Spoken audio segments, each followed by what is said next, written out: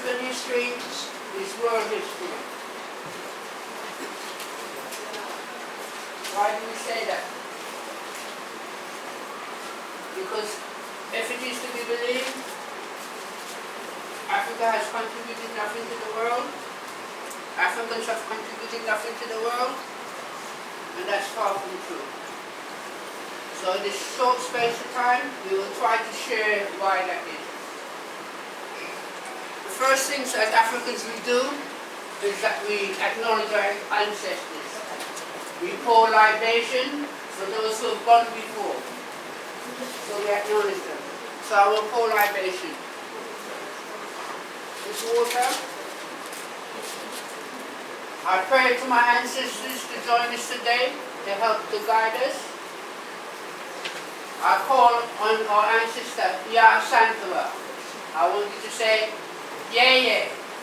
Yeah, yeah. Let me hear you. Yeah, yeah. Yeah, yeah. You can make noise when I tell you to make noise, alright? I pray to my ancestor, Ya Santava. I pray for the blessings of our ancestor, Martin Luther King. Yeah. I pray to our ancestors, Marcus Garvey. Yeah. I pray to our ancestors, Claudia Jones. Yeah. I pray to our ancestor, Pearl Primus. Yeah. I pray to our ancestors, Clement George. Yeah. I pray to my ancestors, Queen Nzinga. Yeah. I pray that we have a successful and spiritual session. I would like to ask Mr. Welper to please give us some opening remarks. Good morning, everyone. Good morning, sir. Yes, everybody was moving by now going to school, right? Yes. Okay, this is African History Month. We're celebrating every year now. I formed an NGO called the African History Month Committee in 2015.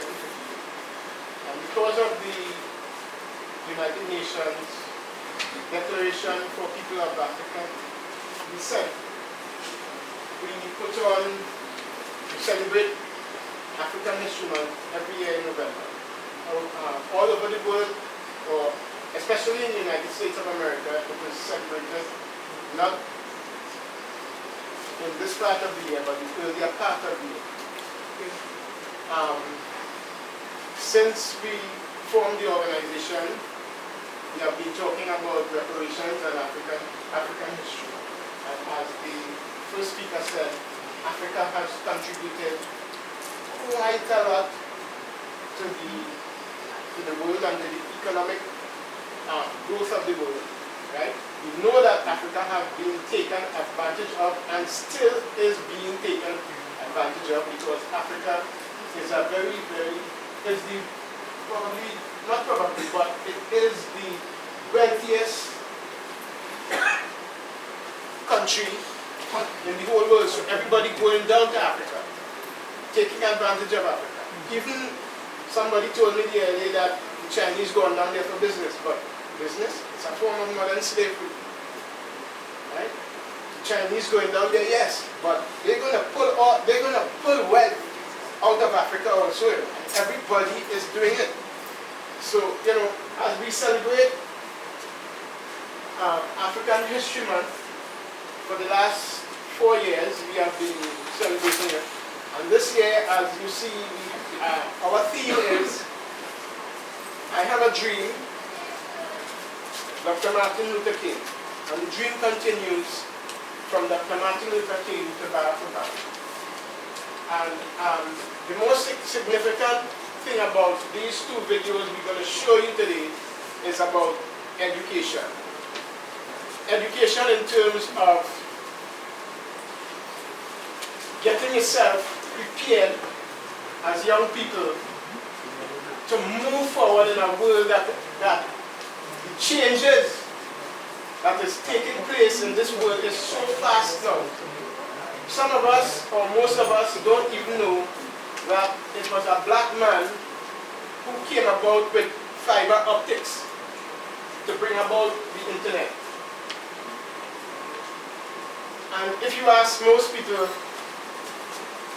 if they know Bill Gates. You know Bill Gates? Do you know Bill Gates? Not personally. Not personally, but do you know him? Most people will know Bill Gates, but they don't know the black person who brought about fiber optics to give us the internet. And his name is Thomas Mansell.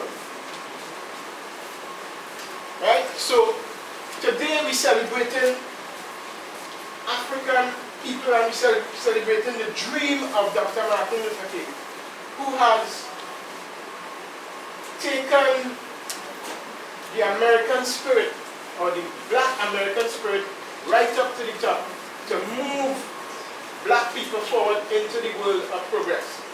And it continued from him down to Barack Obama, who educated people a lot.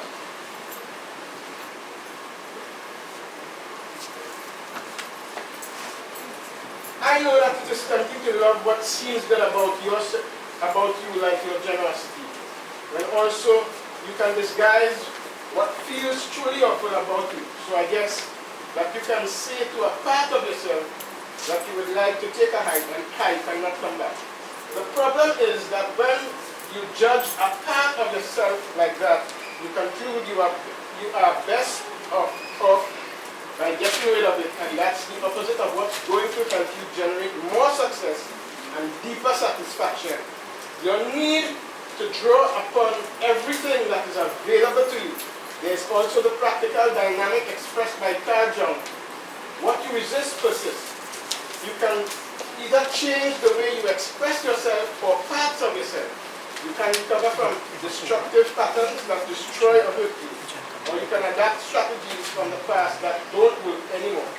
Your body of work never finishes, and this is what Obama said. Your body of work never finishes. This school, some time ago, went to the Special Olympics. Brought back gold. Right? Yes. And if we could bring gold in those certain sports, we could bring gold in copper work. We could bring gold in art. We could bring gold in anybody in the room could sing. We have a lot of singers all around. Right? So that today, as we celebrate African History Month and we celebrate I Have a Dream by Dr. Martin Luther King, and the dream continues from Dr. Martin Luther King to Barack Obama, I would like to launch the African History Month. Thank you.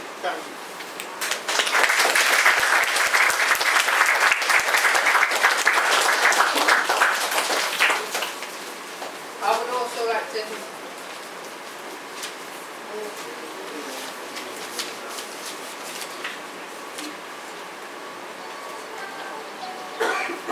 like to say thanks for being invited. And the reason why I've spent a lot of time in Sando, but I had no idea that this building and this center was here. So you're like a well-kept secret, you know? And why, to me, it's important, it's very important to me, because I've worked in a center similar to this one in England, and it's very good to see this is happening. So I'm very pleased to be heading a small business than one. Are we ready to see the film? Yes. Yeah? How many people here know about Martin Luther King? Hacemos de nuevo a Martin Luther King.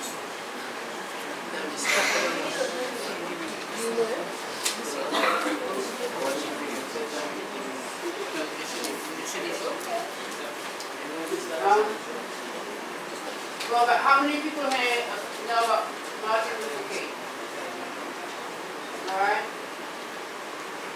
How many people know about the Civil Rights Movement?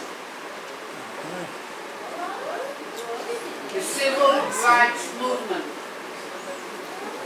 If you think you know about Dr. Martin Luther King and you don't know about the Civil Rights Movement, then you don't know about Dr. Martin Luther King.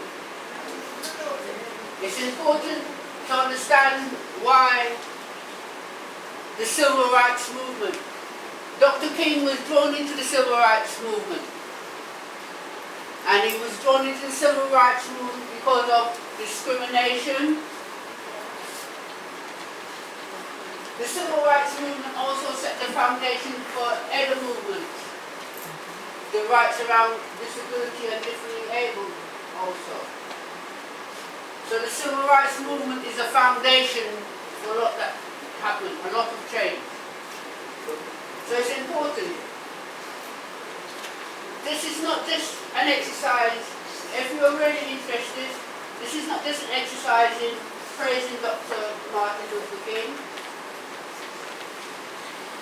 It's also an exercise in people's persistence, their dreams, and exploring the possibilities, the humanity.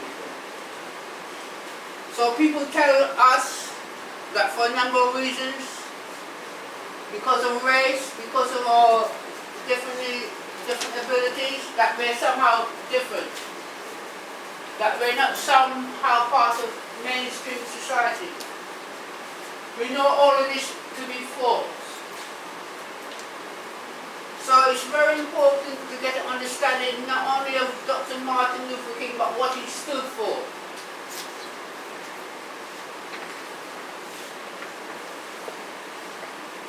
I will make a few remarks in terms of my perspective, maybe after we've seen the film, and I hope you'll find that useful.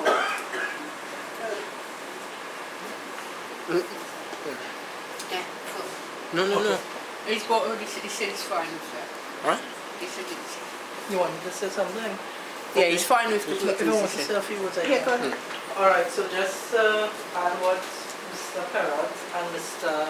Adiemi mentioned. Yes, as Mr. Perrott said, Africa, it's a wealthy nation, and the entire world, since you can remember, has been going there and taking all the resources, human resources and natural resources. Yeah.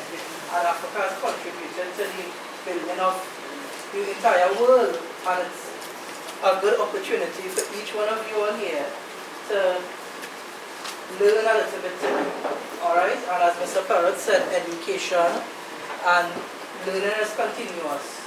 You continue learning, even though yes, you are the center, and Dr. Martin Luther King, he started the civil rights movement because there were a lot of injustice, they were being victimized, there were a lot of inequality, a lot of discrimination, and that is what we're fighting for at the center, for each one of you all, for you all to be included in society, and for society to accept differently abled young men and women. That's the only goal to do the advocacy work. That's what we do on your behalf. Alright? So it's something similar that we do here on your behalf. So please appreciate the videos and learn something today. What you don't understand and you're afraid to ask a question, you can always ask your instructor.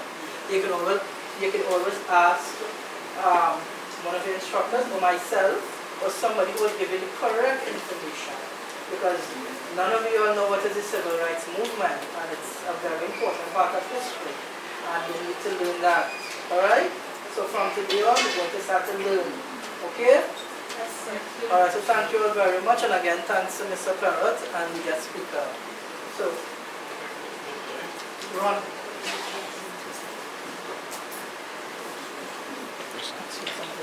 I have the pleasure to present to you Dr. Martin Luther King, Jr.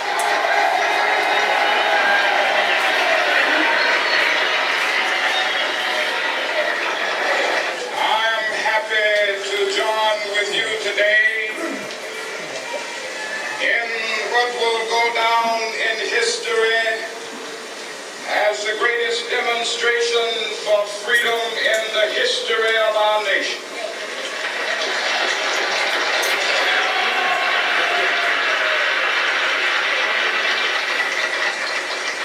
Five score years ago,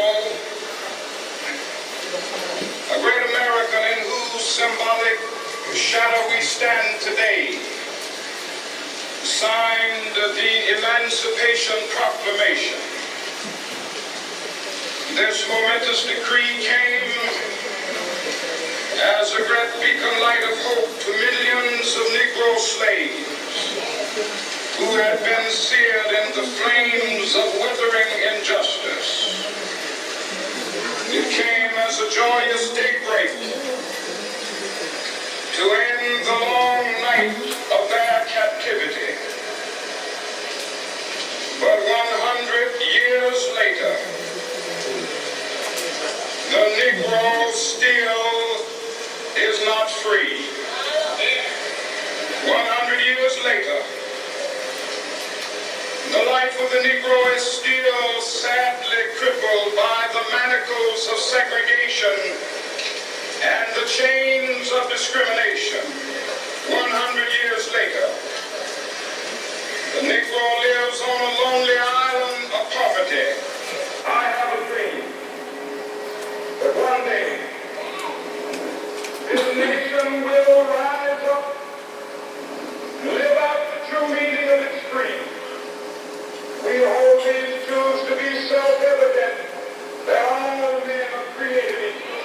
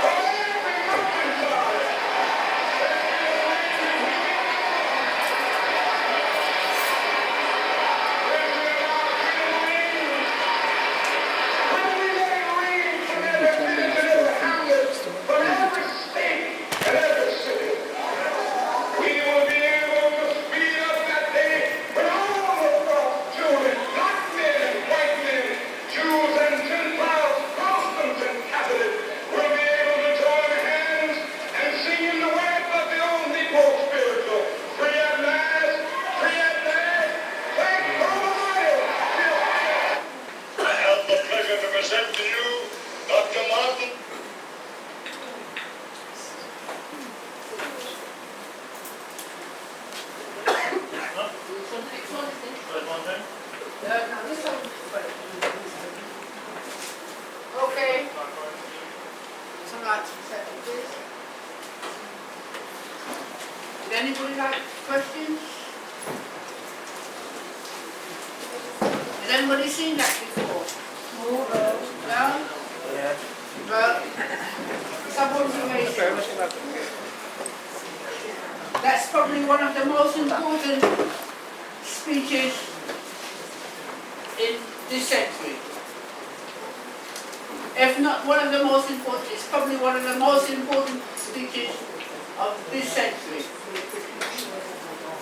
Is Martin Luther still alive? No. He died. He was assassinated.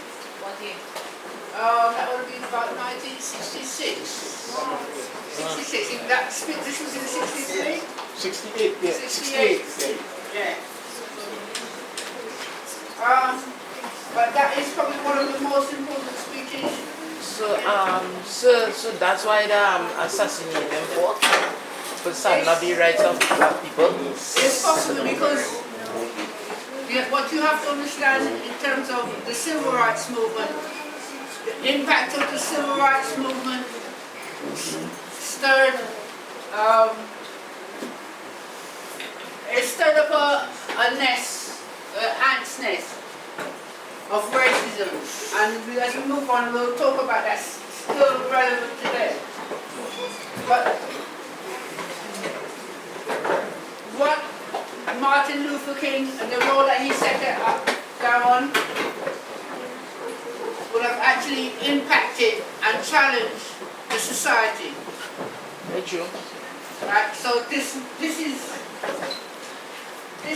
what probably led and part of the fear that led to the assassination. Alright? Any more questions? Any comments? Any observations? Is there something that you saw there? 20 people over there. 20 people. Plenty black people. 20. Okay, we watch the next one? And it's important. If you see something, you have a question, say something. Don't observe it and don't answer the question, okay? If you see something and to answer that, ask the question. Okay, let's have the next one. This one's...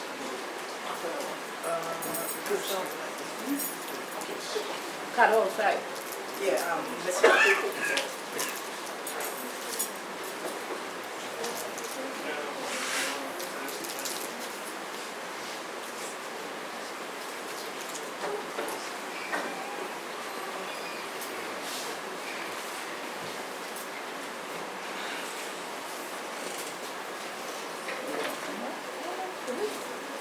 Have you here with us this evening, ladies and gentlemen, the President of the United States.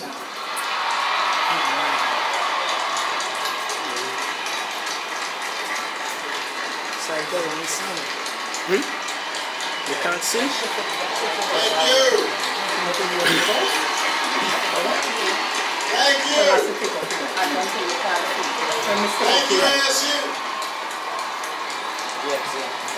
Make us come outside. Come outside. Thank you so much. Thank you, please. Thank you very much. Well, thank you, President Crow, for that extremely generous introduction, for your inspired leadership as well here at ASU. I want to thank the entire ASU community for the honor of attaching my name to a scholarship program that will help open the doors of higher education to students from every background. What a wonderful gift. Thank you. You see now? Yeah. This That notion of opening doors of opportunity to everybody, that is the core mission of this school. It's the core mission of my presidency. And I hope this program will serve as a model for universities across this country. So thank you so much.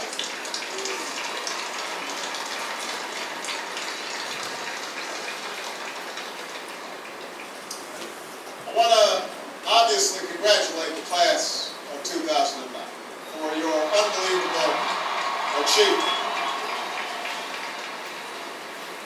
I want to thank the parents, the uncles, the grandpas, the grandmas, cousins, calabash cousins, everybody who was involved in helping these extraordinary young people arrive at this moment. I also want to apologize to the entire state of Arizona for stealing away your wonderful former governor, Janet Napolitano.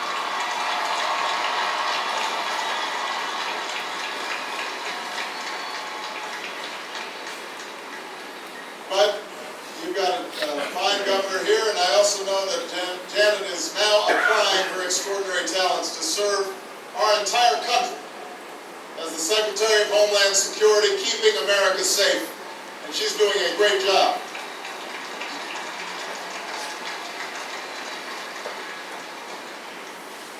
Now, before I begin, I'd just like to clear the air about that little controversy everybody was talking about a few weeks back. I have to tell you, I really thought this was much ado about nothing. But I do think we all learned an important lesson. I learned never again to pick another team over the Sun Devils in my NCAA brackets. It won't happen again. President Crow and the Board of Regents will soon learn about being audited by the IRS.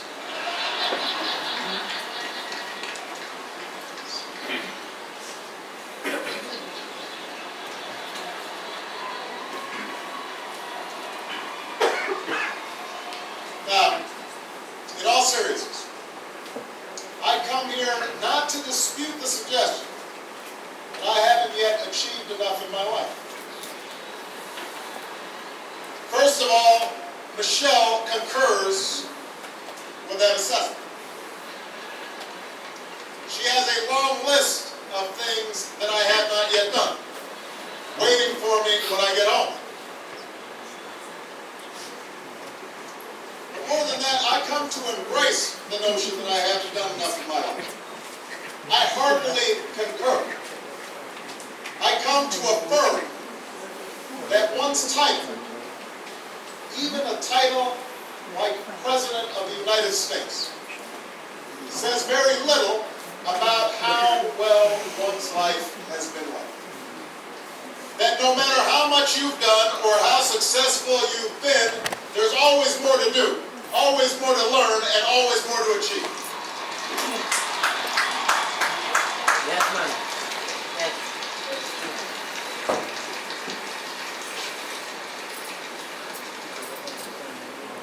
And I want to say to you today, graduates, class of 2009, that despite having achieved a remarkable milestone in your life, despite the fact that you and your families are so rightfully proud, you too cannot rest on your laurels. Not even some of those remarkable young people who were introduced earlier. Not even that young lady who's got 4 degrees today. You can't rest. Your own body of work is also yet to come. Now, some graduating classes have marched into this stadium in easy times. Times of peace and stability. When we call on our graduates simply to keep things going and don't screw it up. Other classes have received their diplomas in times of trial and upheaval, when the very foundations of our lives, the old order has been shaken, the old ideas and institutions have crumbled, and a new generation is called upon to remake the world. It should be clear to you by now the category into which all of you fall. We gather here tonight in times of extraordinary difficulty for the nation and for the world. The economy remains in the midst of a historic recession, the worst we've seen since the Great Depression. The result in part of greed and irresponsibility that rippled out from Wall Street and Washington as we spent beyond our means and failed to make hard choices.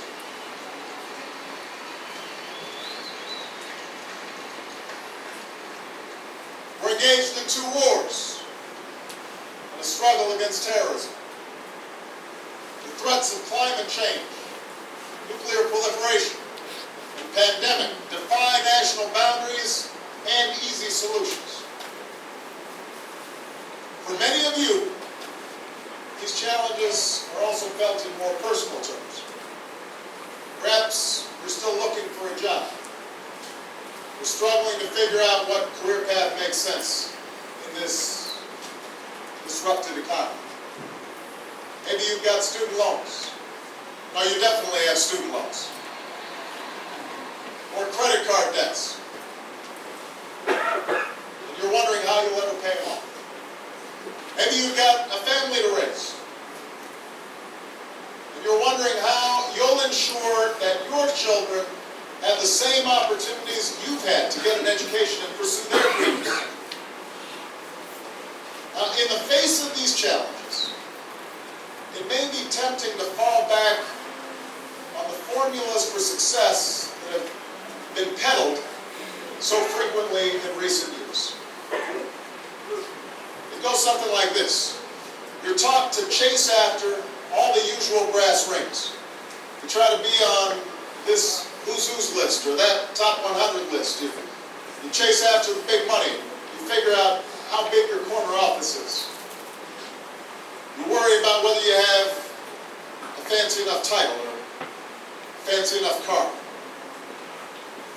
That's the message that's sent each and every day, or has been in our culture for far too long, that through material possessions, through a ruthless competition pursued only on your own behalf, that's how you will measure success. Now you can take that road. It may work for some. But at this critical juncture in our nation's history, this difficult time, let me suggest that such an approach won't get you where you want to go. It displays a poverty of ambition. That in fact, the elevation of appearance over substance, of celebrity over character, of short-term gains over lasting achievement, is precisely what your generation needs to help end. Now,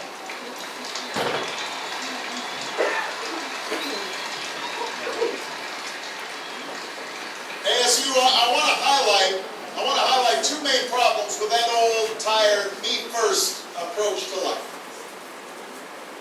First of all, it distracts you from what's truly important. It may lead you to compromise your values and your principles and your commitments. Think about it. It's in chasing titles and status, in worrying about the next election, rather than the national interests and the interests of those who you're supposed to represent, that politicians so often lose their ways in Washington. They spend time thinking about polls, but not about principle. It was in pursuit of gaudy short-term profits and the bonuses that came with them that so many folks lost their way on Wall Street, engaging in extraordinary risks with other people's money.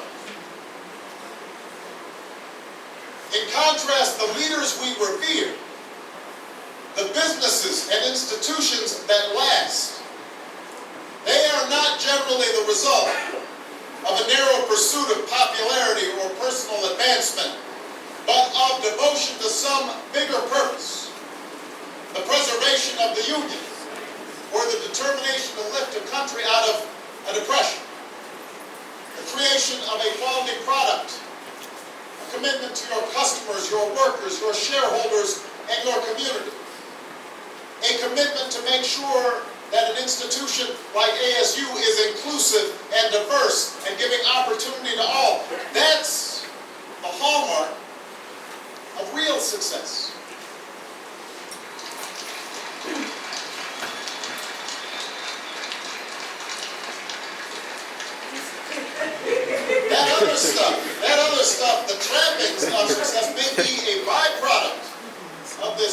larger mission. But it can't be the central thing. Just ask Bernie Madoff. That's the first problem with the old attitude. The second problem with the old approach to success is that a relentless focus on the outward markers of success can lead to complacency. It can make you lazy. We too often let the external, the material things serve as indicators that we're doing well, even though something inside us tells us that we're not doing our best. We're avoiding that which is hard, but also necessary, that we're shrinking from rather than rising to the challenges of the age. And the thing is, in this new hyper-competitive age, none of us can afford to be complacent. That's true whatever profession you choose.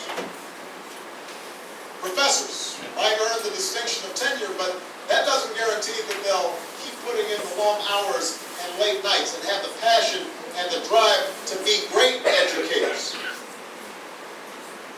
The same principle is true in your personal life. Being a parent is not just a matter of paying the bills, doing the bare minimum. It's not just bringing a child into the world that matters, but the acts of love and sacrifice it takes to raise and educate that child and give them opportunity.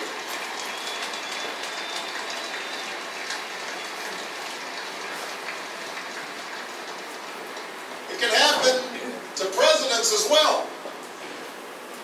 If you think about it, Abraham Lincoln and Millard Fillmore had the very same title. They're both presidents of the United States. But their tenure in office and their legacy could not be more different. And this is not just true for individuals, it's also true for this nation. In recent years, in many ways, we've become enamored with our own past success, lulled into complacency by the glitter of our own achievements.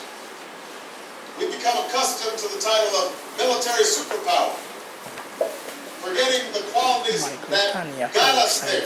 Not just the power of our weapons, but the discipline and valor and the code of conduct of our men and women in uniform.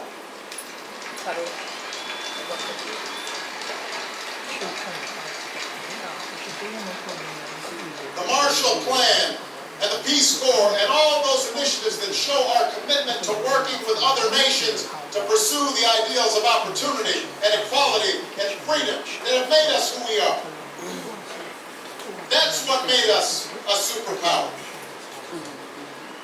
We've become accustomed to our economic dominance in the world, forgetting that it wasn't reckless deals and get-rich-quick schemes that got us where we are, but hard work and smart ideas, quality products, and wise investments. We started taking shortcuts. We started living on credit instead of building up savings. We saw businesses focus more on rebranding and repackaging and innovating and developing new ideas that improve our lives. All the while, the rest of the world has grown hungry or restless, in constant motion to build and to discover, not content with where they are right now, determined to strive for more. They're coming. As graduates, it's now abundantly clear that we need to start doing things a little bit different. In your own lives, you'll need to continuously adapt to a continuously changing economy. You'll end up having more than one job and more than one career over the course of your life. You'll have to keep on gaining new skills, possibly even new degrees. And you'll have to keep on taking risks as new opportunities arise. And as a nation, we'll need a fundamental change of perspective and attitude. It's clear that we need to build a new foundation, a stronger foundation for our economy and our prosperity. Rethinking how we grow our economy, how we use energy, how we educate our children, how we care for our sick, how we treat our environment. Many of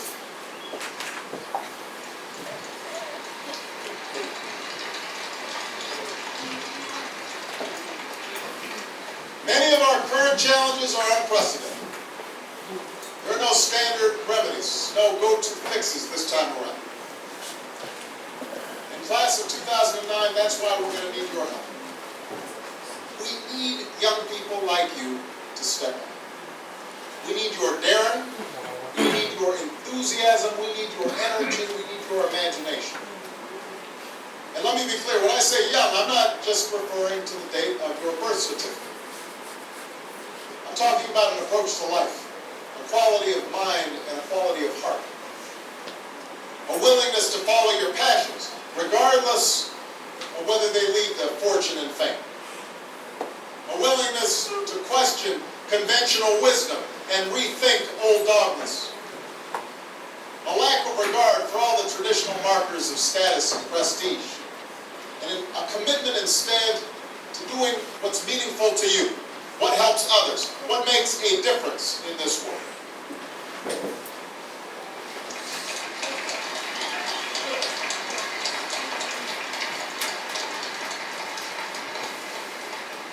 That's the spirit that led a band of patriots, not much older than most of you, to take on an empire, to start this experiment in democracy we call America.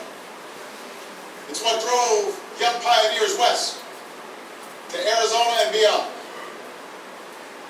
It's what drove young women to reach for the ballot, what inspired a 30-year-old escaped slave to run an underground railroad to freedom. What inspired a young man named Cesar to go out and help farm workers? What inspired a 26-year-old preacher to lead a bus boycott for justice?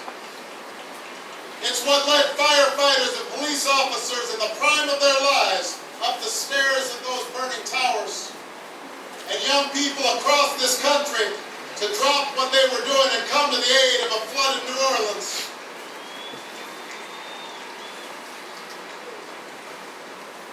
It's what led two guys in a garage named Hewlett and Packard to form a company that would change the way we live and work. What led scientists in laboratories and novelists in coffee shops to labor in obscurity until they finally succeeded in changing the way we see the world. That's the great American story. Young people just like you, following their passions, determined to meet the times on their own terms. They weren't doing it for the money. Their titles weren't fancy. Ex-slave, minister, student, citizen. A whole bunch of them didn't get honorary degrees. But they changed the course of history, and so can you, ASU. So can you, class of 2009.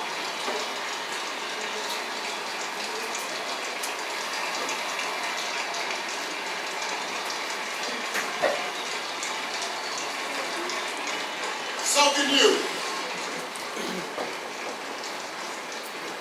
With a degree from this outstanding institution, you have everything you need to get started. You've got no excuses. You have no excuses not to change the world. Did you study business? Go start a company. Or why not help a struggling not-for-profit find better, more effective ways to serve folks in need?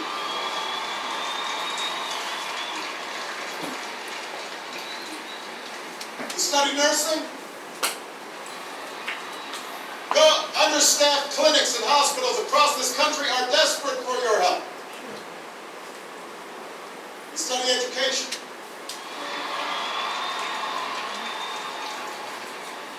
Teach in a high-need school where the kids really need you. Give a chance to kids who can't get everything they need maybe in their neighborhood, maybe not even in their home, but we can't afford to give up on them. Prepare them to compete for any job anywhere in the world.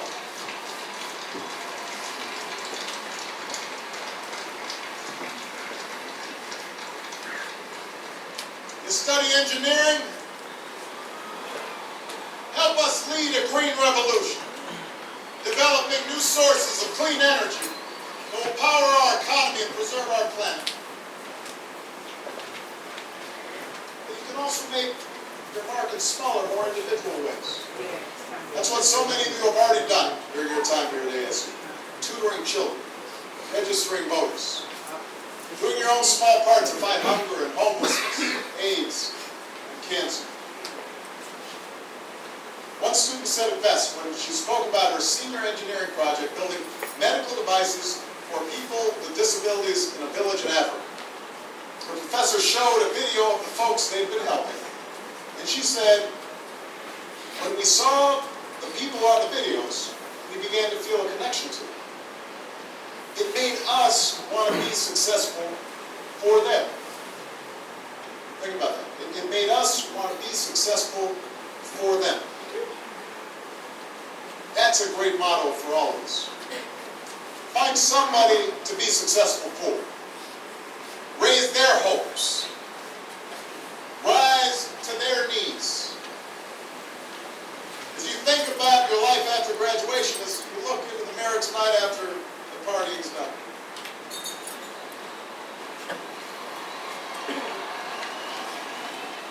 I shouldn't get such a big cheer.